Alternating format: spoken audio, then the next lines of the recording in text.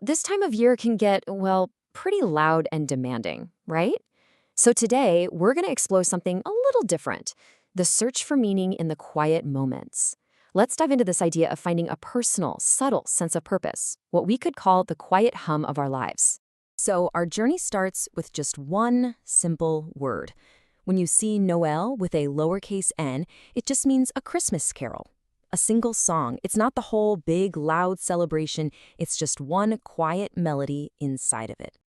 And this is where things get really interesting. That one little change in capitalization creates this huge contrast. On one side, you've got Noel with a capital N. That's the big, public, loud season.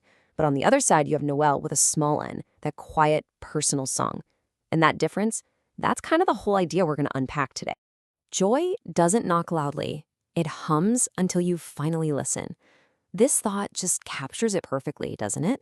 It suggests that the really profound feelings we're looking for, they don't show up with a bang. They're more like this quiet, constant presence, just waiting for us to tune in and actually listen. So, okay, that leads to a pretty big question for all of us, right?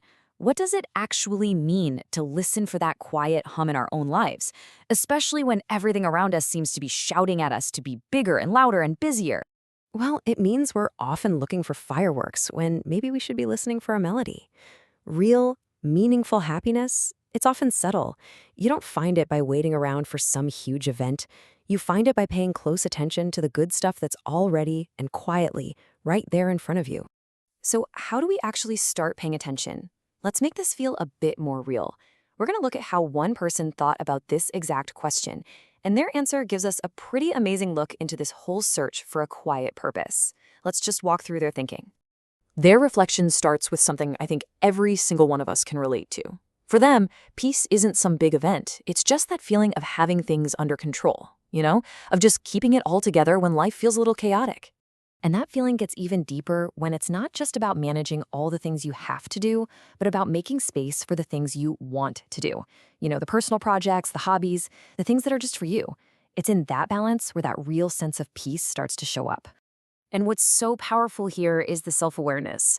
They realize that this personal quest, trying to build a meaningful life and follow your own path, it's not some unique struggle. It's a core part of being human. It really is a tale as old as time. This right here, this is such a brilliant way to think about it. Even when those big, long-term goals feel so far away, you recognize that the small things you do today actually matter. They aren't just chores on a list, they're stepping stones, building a path towards something bigger.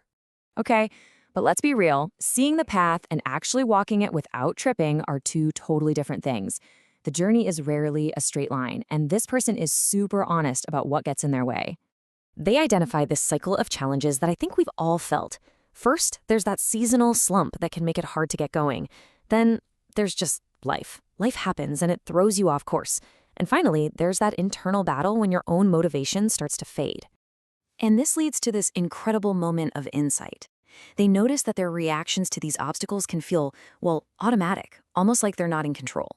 It's like their brain has this default program it runs based on the situation, which makes it feel almost impossible to break the cycle. But here's the thing.